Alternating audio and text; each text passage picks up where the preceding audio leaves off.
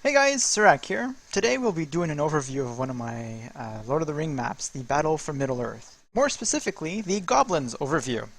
In my previous video, you can learn about the major guidelines of the map, the Mordor, and the Elves overview. In this video, I will be focusing on player 3, the Goblins. At the start, the Goblins have their town center in the far north in Gundabad. Just below you have both castles, as well as their siege workshop. On the left here, you can see that there are the Goblin tunnels, which will end up leading to Goblin Town. On the left of Goblin Town, you can find Gollum in his cave, who is currently guarding the One Ring. You have to kill Gollum before the ring becomes available. There will be a notification if Gollum is dead and that the ring is free, in case you don't actually see it. But all players should be able to see this little area of the map, regardless of who on which team that they're playing. Even more to the south, you can find Moria, where you have the 21st Hall, as well as Durin's Bane. So the Goblins have very strong fortifications leading to Goblin Town and Gundabad. And most of the exits lead to the Forest of Mirkwood, where the fighting for the forest will be the most intense. Unlike the two other civs that I've done so far, the Goblins, as you can see, are more centralized. So it means that they're not all over the place, all over the map, so they're more condensed. And you will see that as the game goes on, that it's not too hard to fortify one avenue to the other. Now, the starting heroes for the Goblins are Azog and Bolg. So Azog and Bolg, who are both found in Gundabad at the start. You'll have the Goblin King in Goblin Town. You'll also have Mazog in the Moria, right here, Mazog. And of course, you also have Durin's Bane. He, however, cannot leave Moria, and he can't pass this area or go past the Bridge of Khazad-dûm unless Gandalf is dead. He does, however, pose an incredible threat, having a lot of hit points and a lot of damage, and is actually quite hard to take down. You also have the Watcher in the water. Unfortunately, this boat is actually not a hero unit, so it can be converted. It does, however, serve nicely to kill the normal units that would dare venture too close to the Moria. The Goblin heroes are important, but not as important as some of the other more popular heroes. Azog is the strongest of the heroes that you can get, and if you can get to buff him, him and Smaug are pretty much as strong as the Dark Lord himself. If Azog is lost, he will not only buff Thor and Oakenshield immensely, but he will give the dwarves one of their HP buffs over time. If a Bolg falls, he will give all dwarven heroes quite the buff. I'll go over that on the dwarves overview. The same goes with the Goblin King. Mazog, on the other hand, is crucial for the extra forces that you will get from Moria. So as when Moria is released, as long as you have Mazog in the Moria, you will actually spawn goblins, and later on you'll see there's a quest to get trolls in Moria. So if Durin's Bane is killed, you'll make Gandalf the White, and he is significantly more powerful. Smaug, which I will go over how to get him in just a second, if he's killed, he will buff Bard significantly if he is still alive. It should be noted that killing dwarven heroes will make Azog and Bolg considerably stronger, while losing goblin heroes will make the dwarven heroes stronger. So for the quest, the goblins need to bring Azog and Mazog at the beginning to Dol Guldur to start a Gundabad orc spawn in the Moria. In Gundabad, sorry. Those are some of the better infantry units that the goblins will get. So once Moria opens at minute 19, and as long as the monument here belongs to the Moria player, they will get tributes of gold over time, and as long as Mazog is in Moria, they will spawn goblins. If Lake Town falls, so Lake Town is here, so if you have the the fortress as well as the palace here, if they both go down, you will spawn Smog here, where these rocks will vanish. It is highly recommended to get all the blacksmith upgrades for attack and armor, so Smaug is as tanky as possible. For those wondering, Smaug is a war elephant, so you'll need the stable upgrades. If the goblins research Torsion engines, siege rams, siege onager, or heavy scorpions, or you bring Azog right here to Ravenhill, so this is Ravenhill, if you bring him here, you will also start the troll catapult spawn in Gundabad. So to open the path to Ravenhill, which is here, as you can see, the paths are blocked. You have to kill Lake Town, so you have to make sure that those two are here. And if you bring Azog to the rocks here, both sides of the paths will open, leading to another avenue to hit Deo.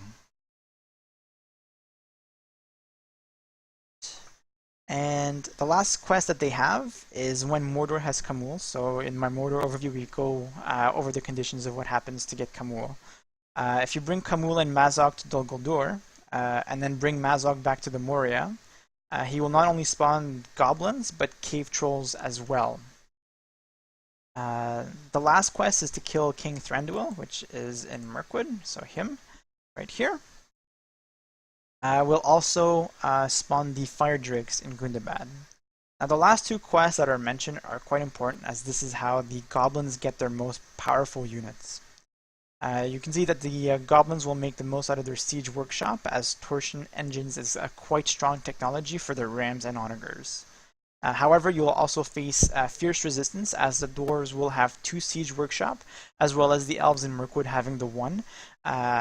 So to combat yours.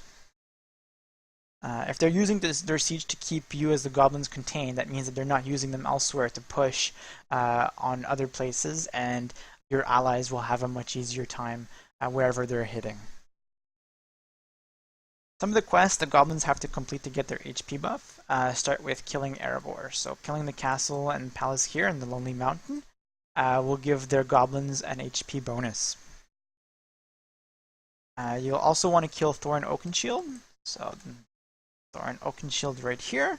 Not only will provide a large buff to Azog, but he will also give hit points to your unique units as well as your spawned units over time. Killing Radagast. So let's see where Radagast is. So killing Radagast right here will actually provide the goblins another hit point buffs. The last one that you will want to have is to kill Rivendell. So if you are able to kill the castle and the palace here in Rivendell, you will also get another hit points buff. Now, hitting Rivendell is actually quite difficult unless Mordor has been able to take down Fornos, which would mean that the rocks behind your base will be removed. Thus, you're able to bring siege to bring the fight to Rivendell. Otherwise, it's going to be quite difficult for anyone to take Rivendell, as the siege workshops are quite far away. Now, for the goblin players to die, you'll need to lose both the castles in Gundabad, as well as the fortress here in Goblin Town, and the Moria Castle in the 21st Hall. There are certain quests and events that the goblins should be wary of. So should Karn Doom fall, again, we've mentioned this in the Mordor overview, but this is quite important, as if this falls, the rocks behind the goblin base are opened. And obviously, because Mordor has fallen, that means that there's quite a strong pressure from the good team here, and they have a back way into your base, so you have to make sure that Karn Doom doesn't fall, or that you are prepared to defend yourself from this side as well, should it fall. If 4 knots has fallen, the rocks can be removed as well, so you can bring your siege weapons to attack Rivendell as we've mentioned. So again, it's a double-edged sword, so whoever opens the path first usually has a big advantage, but you can still make use of the path being open regardless of who opened it if you're able to defend yourself. The gate in Moria, this gate right here, can be opened should Frodo and Gandalf reach the gate together, and this will reduce the attack of Durin's Bane significantly for 5 minutes. So one of the strategies that you can do for good side is to actually go ahead and venture through the Moria to go to Lothlorien. It is risky against a player who knows this strategy and knows that it can possibly come. But it is quite the shortcut and much safer than having your heroes go through the entire map to go to Lothlorien. You'll also notice that the strategy for the goblins is to spam a lot of cheap units. As Ethiopians, you'll have access to the Shotel Warriors, which is a great raiding unit, as well as your Arbalists and your Halberdiers. You'll want to make as much use of your tanky units as you possibly can, and Azog and Smog can really help you push against enemies as they're quite strong. Passage through Moria can help here quite a bit, as it can lead to Bree and other places, such as going through the Barrow Downs to hit places such as the Grey Havens or the Blue Mountains, or you can even go down to help Isengard fight against Rohan.